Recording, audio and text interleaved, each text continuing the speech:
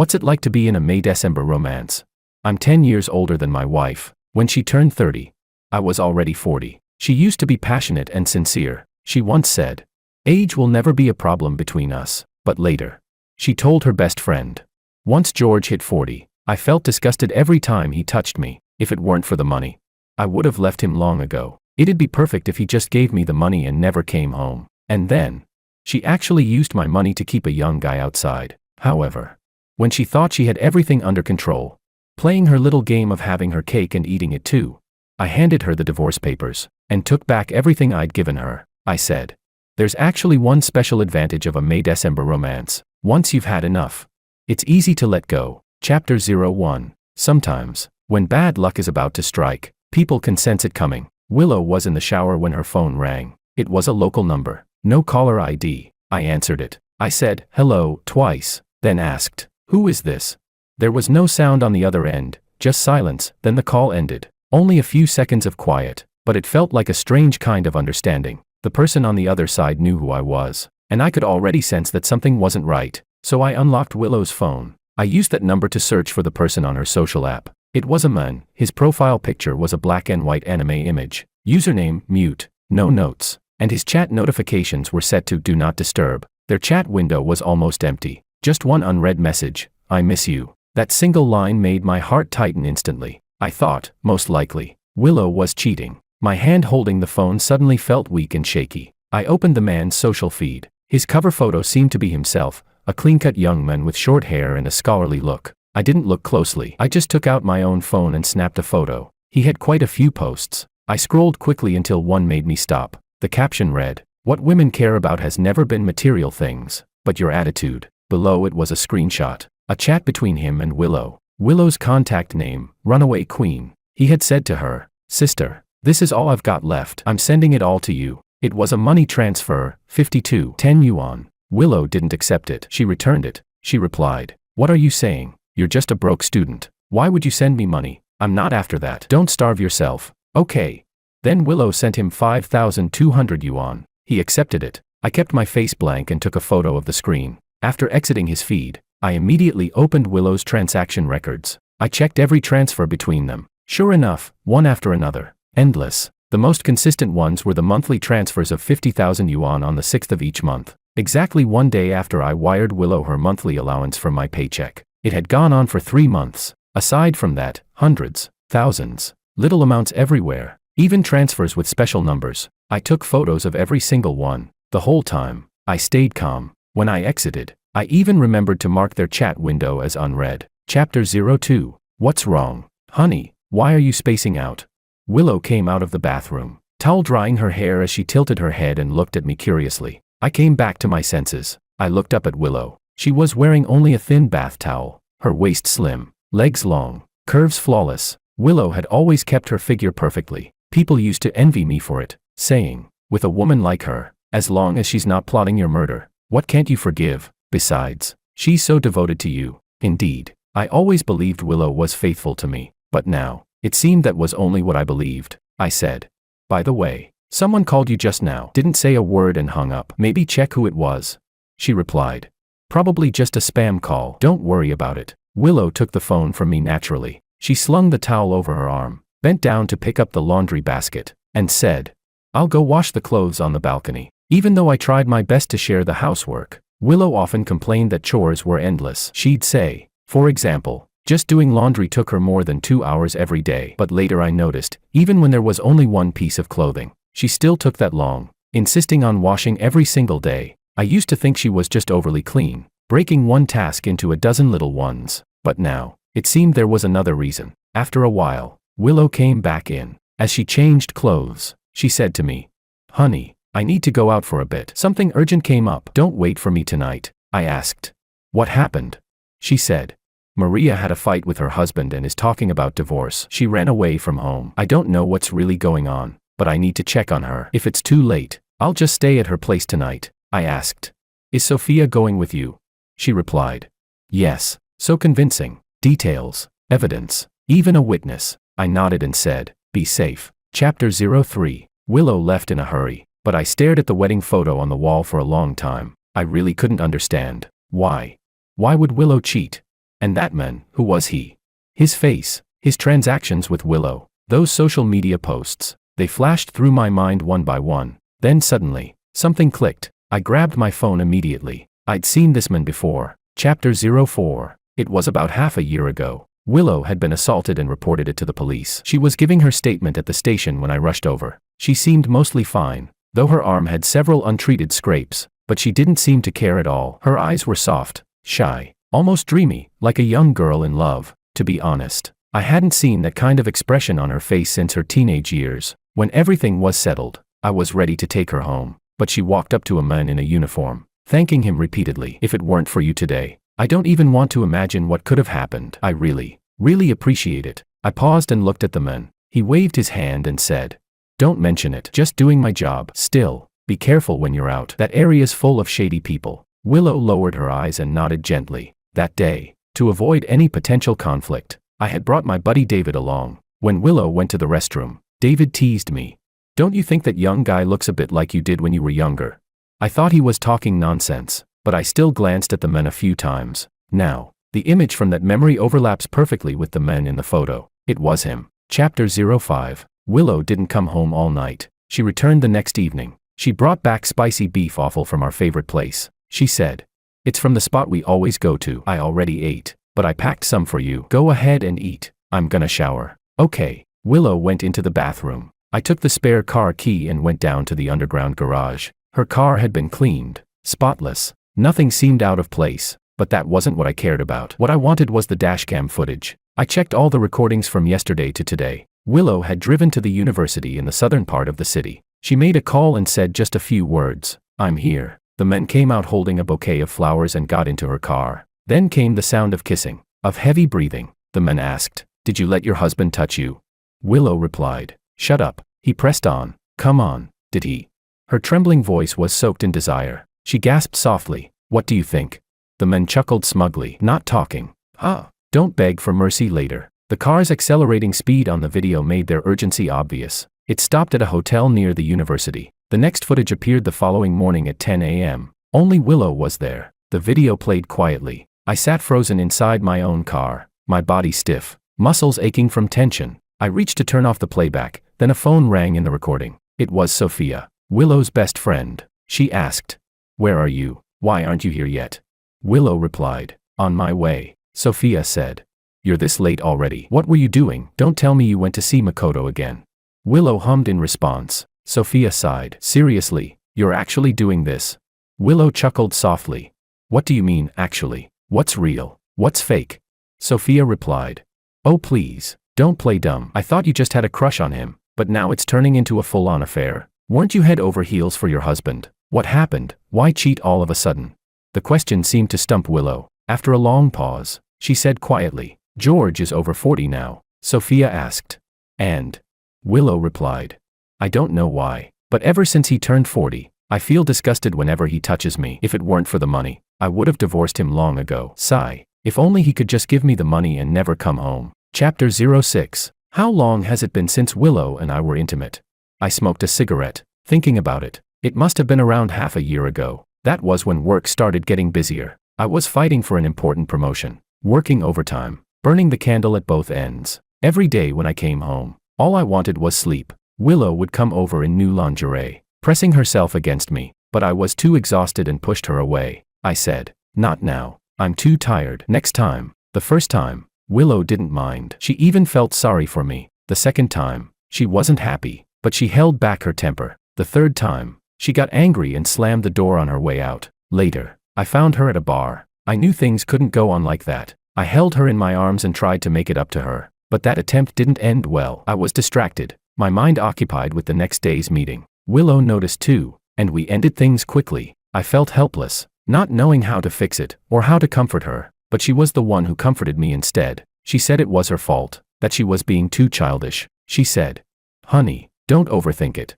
Okay, just take me on a trip when you're not busy." I thought everything was fine again. She still treated me well, even though she no longer fell asleep on my arm. Even though we hadn't been together in half a year, she was still kind to me. But now she says she feels disgusted when I touch her. That one sentence, ever since I heard it, just thinking about it chills me to the bone. My hand holding the cigarette kept trembling. The ash fell onto my skin, burning, but the pain was nothing compared to the wound that one sentence left. Chapter 07. Willow called me, asking where I was and why I hadn't come back yet. I said I'd gone downstairs to take out the trash and would be back soon. She hummed softly and said, "Then I'll go to bed first." When I got upstairs, Willow was already asleep, facing the left side, near the edge of the bed, leaving me plenty of space. I didn't lie down. I just sat at the edge of the bed. I watched her back all night. The year I met her, she was 18, just admitted to the city's university, a rebellious girl who secretly changed her college preference behind her parents' backs. And once she got the admission notice, she ran away from home with nothing but a backpack.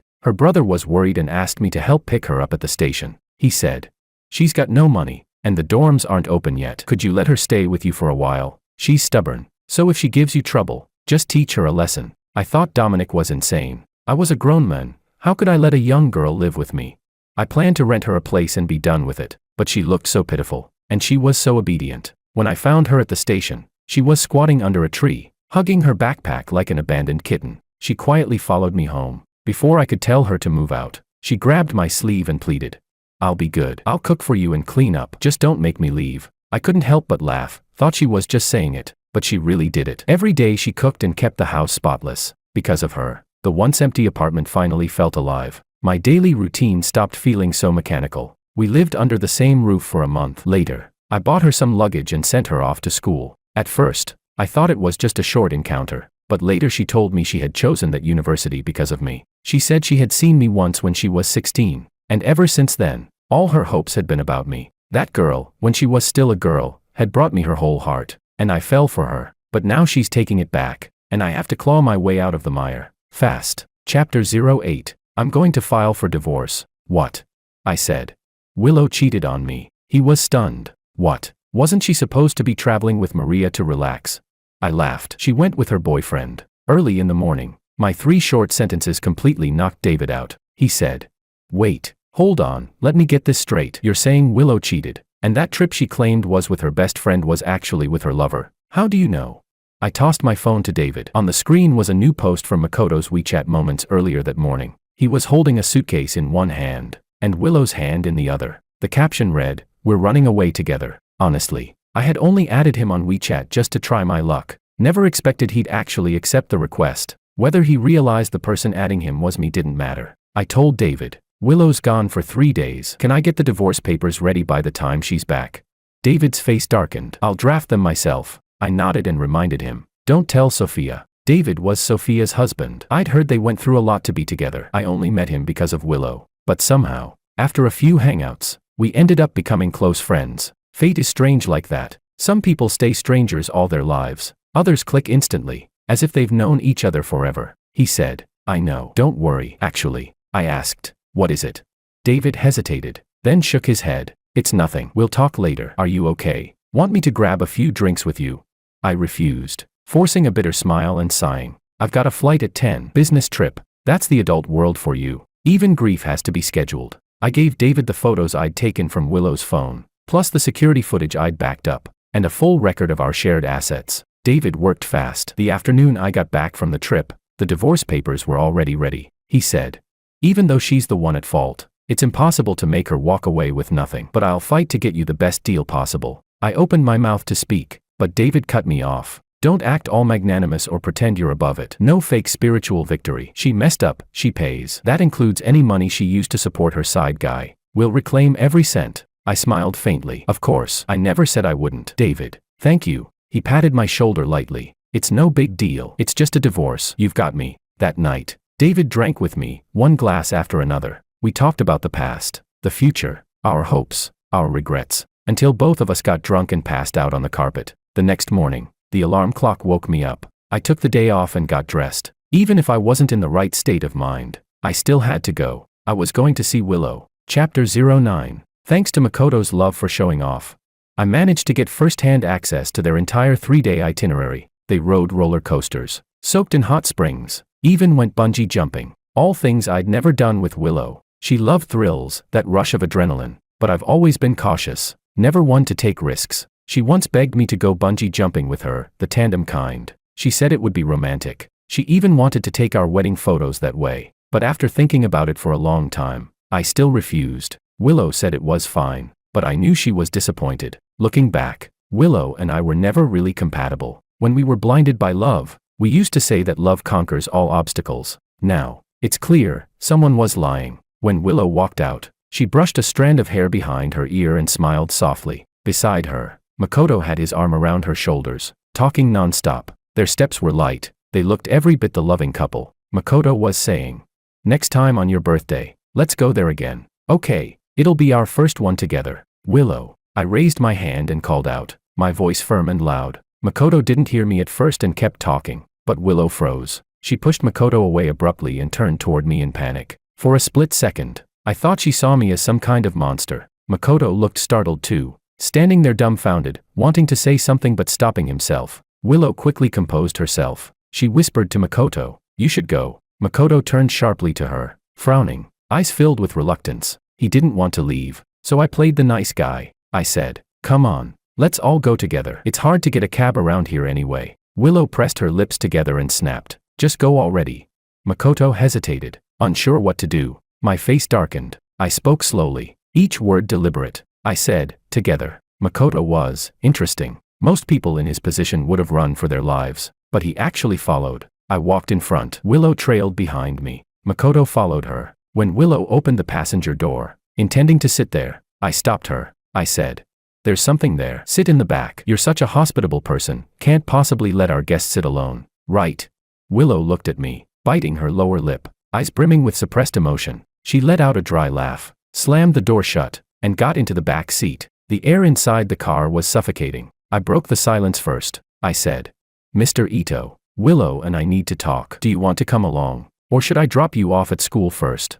Suddenly being addressed, Makoto froze, completely at a loss. He stammered awkwardly. I. Willow snapped sharply, "What exactly do you want?" Through the rearview mirror I glanced at her. Her expression was openly displeased, angry, trying to hide her panic. I, on the other hand, felt a certain satisfaction. My smile widened. I asked, "Mr. Ito, what do you study?" His voice came out rough. "German." I was a little surprised. "The same as me. I have a classmate who's a professor at your school." I named him and asked, "Do you know him?"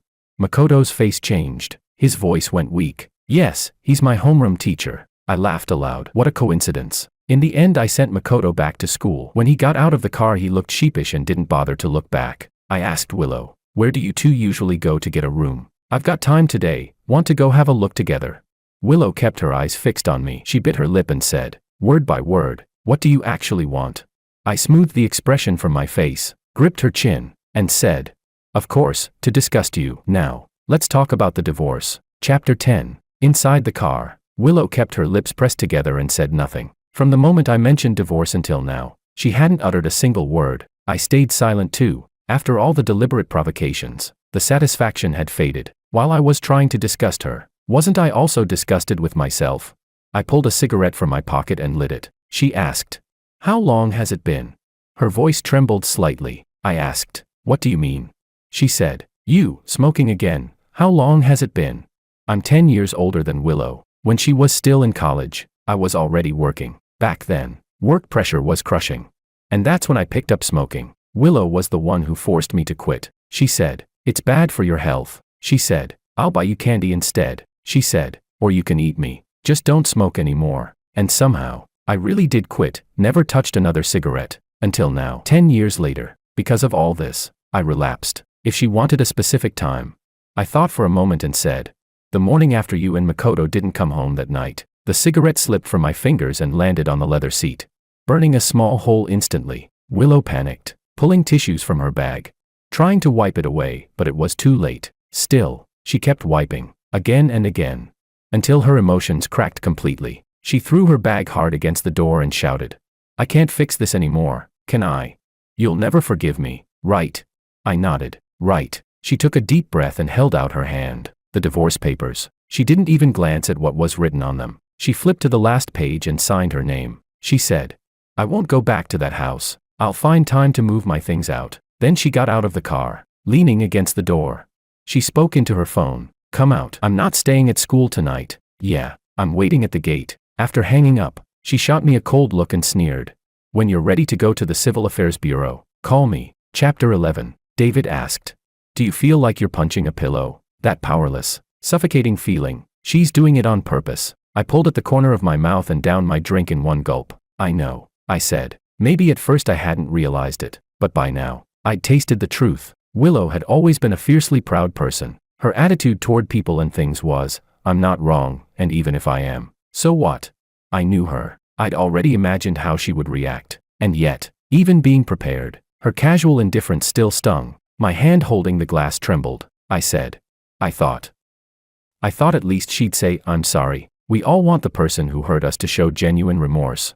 As if only then could our wounds be soothed. Otherwise, it feels unbearable. From her 18th year to her 31st, 13 years. Those were my 13 years too. I'd gone from being an outsider to being dragged deep inside. She was the one who pulled me in. When she loved me, she fed me honey. When she stopped, she cut me to pieces. She owed me an apology. The repeated grind of negative emotions made me lose control. I took 2 days off, stayed home, went nowhere. I cursed, I broke down, and at last, I calmed down, because of a phone call from my boss. He said there was a change in the data in a contract and I needed to revise it quickly. I opened my laptop and got to work. 2 hours later, I sent him the updated contract. He said, President Ning will be visiting next Wednesday. You'll come with me. Okay, I replied. After finishing everything, I sat back on the sofa, suddenly blank. Was it really that painful? Willow had been my own choice. No one forced me, no one threatened me. So everything that followed, I should, profit or loss, bear myself. If I had gambled, I should be ready to lose. So, George, can't you take the loss? No, I can. Chapter 12. On the 4th day after signing the divorce papers, I called Willow. She took a long time to answer. Her voice was cold and distant. What do you want? I made a small sound of acknowledgement, then asked, Are you free tomorrow? Let's go to the Civil Affairs Bureau. There was a few seconds of silence on the other end. Then she said, I'm out of town. We'll talk when I'm back in a few days. I asked, How many days? She replied, Not sure. Willow, I said, emphasizing each word. I need a date. You have to give me a time. I told you. I don't know. Her voice rose, tinged with irritation. I already signed the divorce papers. What? Are you afraid I'll run away? I said calmly, 2 days. What? I'll give you 2 days, I said. If you show up at the Civil Affairs Bureau the day after tomorrow, I'll let you keep a bit of dignity. If not, I'll tell everyone you cheated. The line went dead the moment I finished. I could imagine how furious Willow must have been. Probably threw her phone against the wall. I didn't care whether she was really out of town or just making excuses. All I cared about was getting this over with as soon as possible. But to my surprise, the next evening, Willow actually showed up at my door. I asked, What are you doing here? She said, I have something to ask you. What is it? Willow looked at me, then let out a sarcastic little laugh. What? I'm not even allowed to come inside now. Her mocking tone made me frown. I asked, What exactly do you want to say? Willow crossed her arms, sneering. George, you've gone too far. No matter what happened, this is between us. You're a grown man. Shouldn't you stop picking on a student? I asked, What are you talking about? Don't deny it, she said, her eyes sharp with sarcasm. You're telling me Makoto losing his scholarship had nothing to do with you? Makoto? Who? A deep voice suddenly came from behind me. Willow froze. Brother. Dominic stepped out from behind me, his face expressionless as he stared at Willow. Who is Makoto? He asked coldly. Willow looked from him to me and back again. What are you doing here? She asked. I should be asking you, Dominic said. Who is Makoto? She shot back. It's none of your business. Dominic frowned. You can tell me yourself, or I can find out on my own. Willow pressed her lips into a thin line. Refusing to speak, I rubbed my temples. Enough, I said. Go inside. I'll talk to her. Dominic seemed about to say something, but I cut him off. This is between me and Willow, I said firmly. The two of them locked eyes for a long moment before Dominic finally turned and went back into the room. I looked at Willow and let out a slow, heavy breath. About Makoto, I said. I have no idea what you're talking about. But if you had half a brain, you'd know better than to come here accusing me. If I really wanted to ruin him, those photos of you two sneaking around, the hotel records, I could have gotten him expelled. What's in your head, sawdust? The next second, Dominic's shocked voice came from behind me. Cheating, hotel, divorce, you cheated. You two are getting divorced. I turned toward him, speechless. Do you have to eavesdrop? Dominic ignored me. His gaze was fixed coldly on Willow. Answer me, he barked. Willow let out a sharp, derisive laugh. This is between me and him. None of your business. None of my business.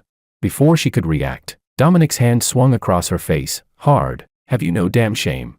Willow was never the type to take a beating quietly. Even when she was clearly in the wrong, she'd still fight tooth and nail. As the two of them began to struggle and shout, I expressionlessly closed the door, shutting them both out. I didn't know when they stopped fighting, nor when they finally left. The next morning, at 8 sharp, I arrived at the Civil Affairs Bureau, took a number, waited for Willow. About 10 minutes later, she showed up. She sat beside me in silence, the red mark on her cheek still visible, her face pale and spiritless. Soon enough, our number was called. I stood, but Willow suddenly grabbed my sleeve. Her voice trembled. That day, I lied. I didn't go to see him. We're done. He called me to say his scholarship was cancelled. I knew it wasn't you. I was just happy, because it gave me an excuse to come see you. I never wanted a divorce. I never once thought about leaving you. Her voice grew weaker, almost choking with tears. I'd never been good at handling Willow's tears. Back then, I'd fallen for her because her eyes turned red for me. But now, I said, Willow, you're crying. Honestly, it disgusts me. Her grip on my sleeve tightened sharply. She froze for a long moment, then looked up blankly. What did you just say?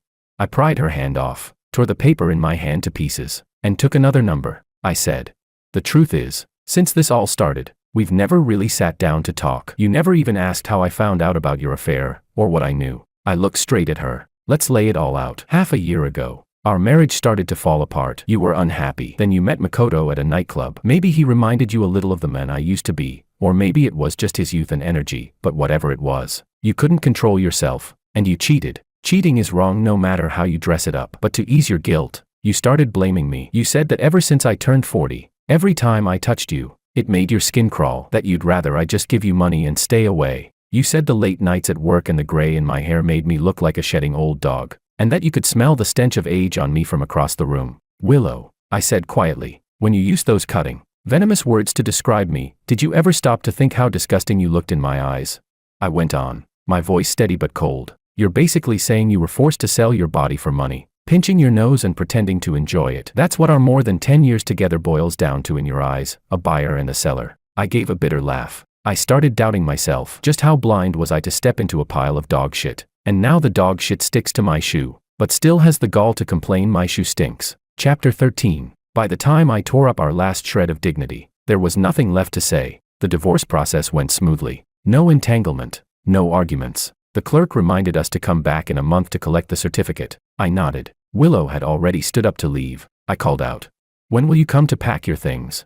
Without turning her head, she said, throw them away. Of course, I couldn't do that. In the end, Dominic came over and packed everything himself. After cleaning up, he cooked a meal and opened a bottle of wine. He asked, drink with me.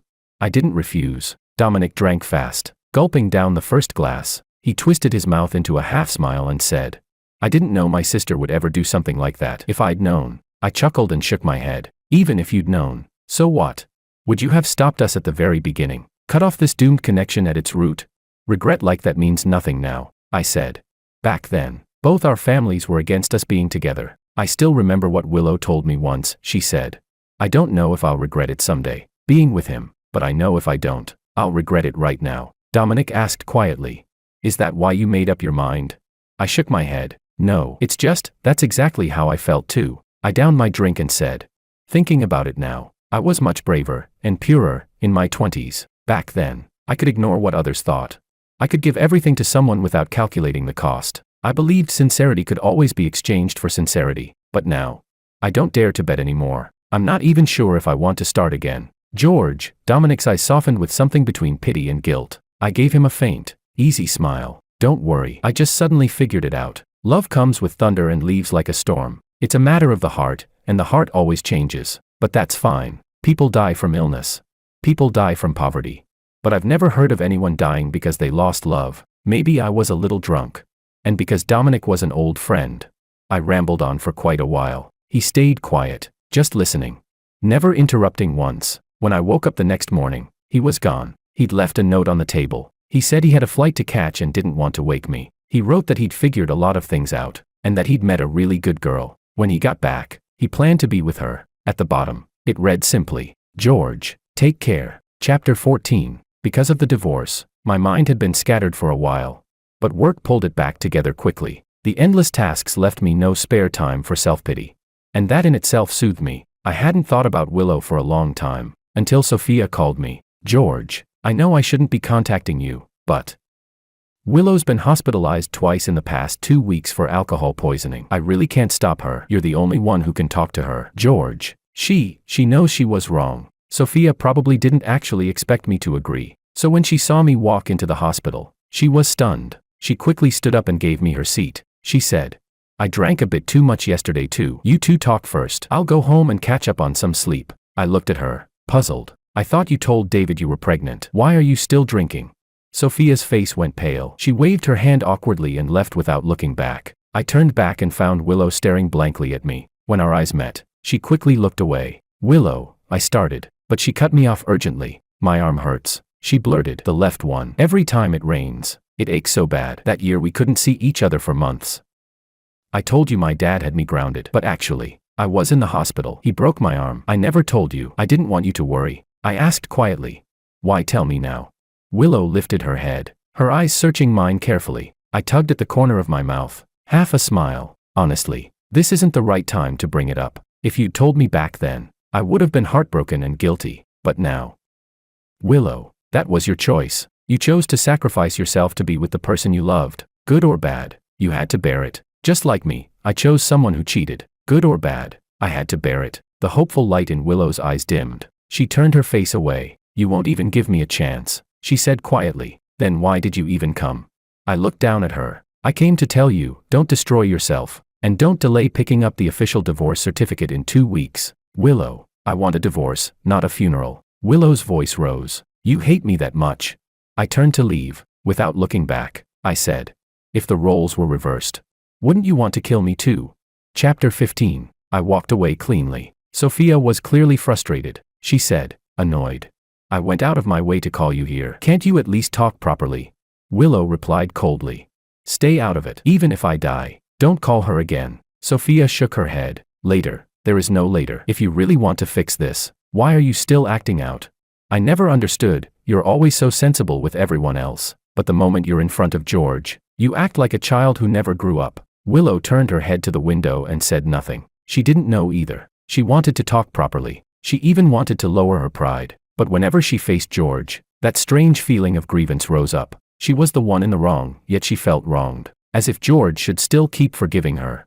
No matter what she did, without asking for anything in return, Willow was panicking. From the moment she saw George at the airport, her heart had been in chaos. Part of her was desperate to do something, anything. Another part of her was already numb, knowing nothing would help. George would never forgive her. Cheating with Makoto was wrong. After making that mistake, she tried to cover it up. So when Sophia exposed it all, she'd felt humiliated and furious, and in her anger, she lashed out with sharp, cutting words, and immediately regretted it. She warned Sophia again and again not to repeat what she'd said. She was even afraid to face George, ashamed, feeling she had no ground to stand on. Willow knew this broken relationship being thrown away was only natural, but still, she was terrified. Makoto had come to her more than once. He'd said, anxious and angry, I got a court summons, they're making me pay back the money. Why? That money came from you. How can he demand it back? When Willow heard the news, she actually found it a little funny. George had always been like that, petty, vengeful, never forgetting a slight. If Makoto hadn't stirred up trouble first, George probably wouldn't have even bothered to recall that money. Just like George once said, if I really wanted to ruin him, I could have gotten him expelled. But Makoto, foolishly, still wanted to be with Willow. He thought that since she was getting divorced, he could now be with her openly, without shame. What he didn't know was, Willow could be with anyone, except him. Makoto was the living proof of her reckless, sordid past, the embodiment of everything she wanted to erase. And people don't keep their stains close by, they scrub them off. Makoto had spent part of the money already. He wanted Willow to help him fill the hole, but Willow hadn't received much from the divorce. How could she possibly help him? So she refused him, and warned him, if he came to her again, she'd be the one collecting the debt next time. Makoto stormed off, furious. Before leaving, he slapped her hard across the face, and called her filthy. Willow didn't resist. She accepted it, both the slap and the insult. After being discharged from the hospital, she found a job at a laundromat. She threw herself into the work, using exhaustion as her anesthetic, until the day of her execution came, the day she was to finalize the divorce. She didn't delay, didn't back out. Obediently, she went with George to collect the certificate. George looked good, still composed, confident, sharp as ever. Willow watched him as he turned to leave, then suddenly, he looked back. "Willow," he said, "how about saying sorry?" Her hands trembled at her sides. She opened her mouth, but the word just wouldn't come out. George's expression dimmed with disappointment. He turned away and started walking. Then, in a rush, Willow stepped forward. "George." "I'm sorry," she said. George stopped in his tracks. He raised a hand in a casual wave, and strode off without looking back. This time, his departing figure looked lighter, as if he'd finally set everything down.